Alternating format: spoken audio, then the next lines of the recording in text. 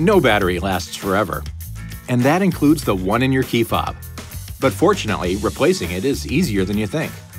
All you need is a small flat blade screwdriver and a new battery. In this case, a CR2450 3V. Insert a small flat blade screwdriver into the slot on the bottom of the key fob and carefully pry the cover slightly open. Continue this process around the perimeter of the fob until you can use your fingers to remove the cover completely. Now, use the screwdriver to pry out the old battery. Insert a new battery with the positive pole facing up. Finally, put the case back together, snap it shut, and test the key fob by pressing a button. If the LED light blinks, you're good to go. This video is not intended to take the place of your owner's manual.